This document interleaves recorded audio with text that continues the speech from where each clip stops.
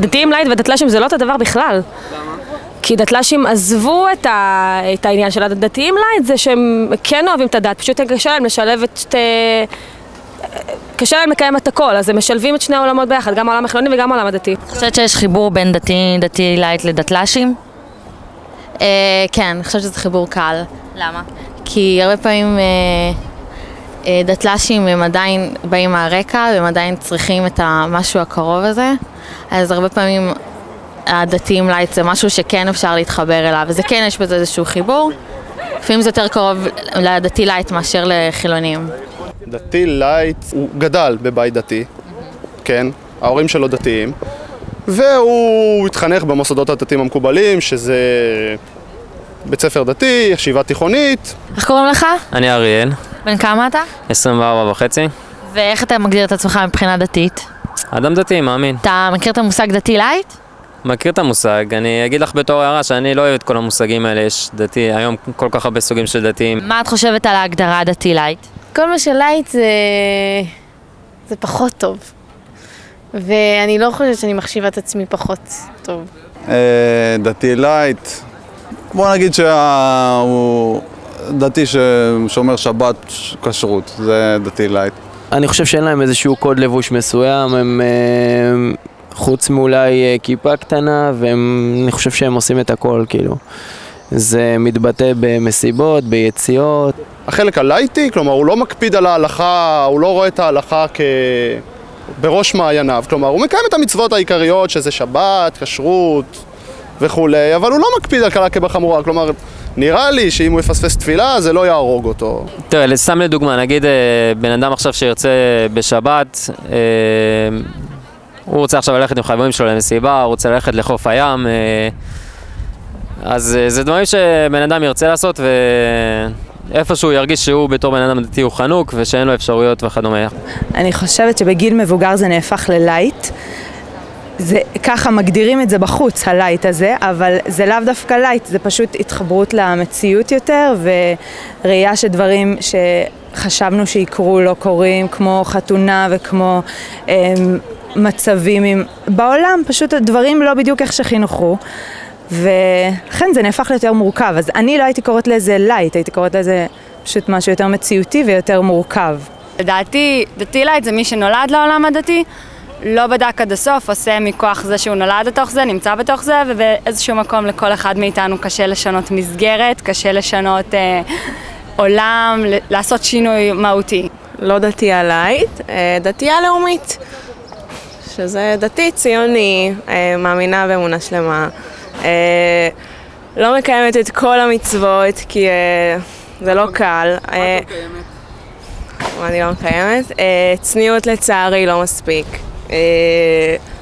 נגיעה לא מספיק, אבל כן שומרת שבת כמו שצריך, כשרות כמו שצריך, יש דברים שלא מתפשרת עליהם. אני מעידה על עצמי שאני לא מספיק צנועה כמו שצריך וכמו שהתורה דורשת, והלוואי ואני אגיע לשם, אבל אני לא חושבת שדתי לייט זו ההגדרה הנכונה. לייט זה חצי, ואני... זה בא במשמעות שלילית, ואני לא רואה את זה שלילי, אני עושה את זה כי אני לא מאמינה בזה, ולא רוצה, לא חושבת שככה זה צריך להיות. אני לא חושבת שאישה צריכה בימינו ללכת עם חצאיות, אז בגלל זה אני לא הולכת עם חצאית, וזה לא בגלל שאני רוצה להתפשר, וזה יותר נוח לי, ויותר מתאים לי, וזאת לא הסיבה. וזה אני יכולה לקרוא לזה לייט. איך קוראים לך? אדיר.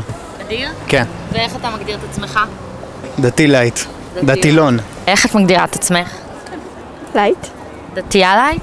כן. אני לא דוסית, אבל אני גם לא חילוניה. אני כאילו... אני כן לובשת מכנסיים ודברים כאלה, ואני שומרת שבת, כשרות והכל. אני חובש כיפה כי אני מכבד את ההורים שלי, וכי זה לא סותר את האמונה שלי שאני מאמין באלוהים. ואני שומר שבתות, כשרות וחגים. אני שומר כשרות בצורה די מתונה, זאת אומרת, אני בדרך כלל כן אוכל במקומות שאין בהם תעודה, אבל הם פותחים בשבת. איך קוראים לך? עדי. עדי, ובת כמה את? 22.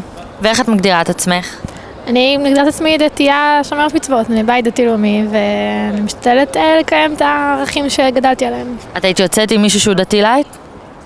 אני לא הייתי יוצאת עם מישהו שמגדיר את עצמו ככה. כל אחד בוחר את הדרך שלו, אם מישהו בוחר להגדיר את עצמו דתי לייט, זה לא הופך אותו לבן אדם רע, יכול להיות שהוא פשוט אמיתי יותר עם עצמו ועם הסביבה. את היית יוצאת עם מישהו שהוא דתי לייט?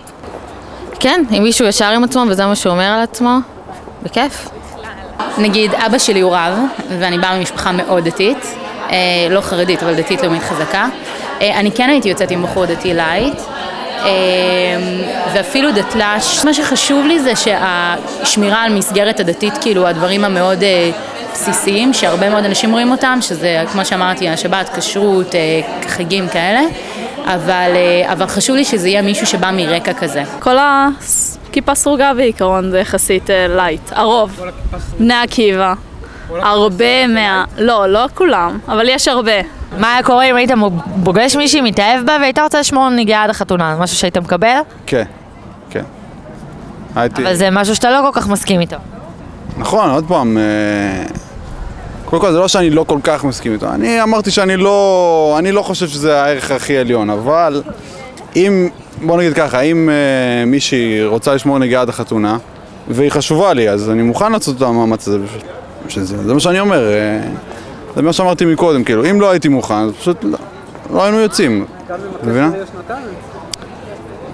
גם אם הקשר יש שנתיים, בוא נגיד יש פונקציה שממקסמת את העניין הזה. אם אני מספיק רוצה אותה בשביל שנתיים, אז גם שנתיים. תודה.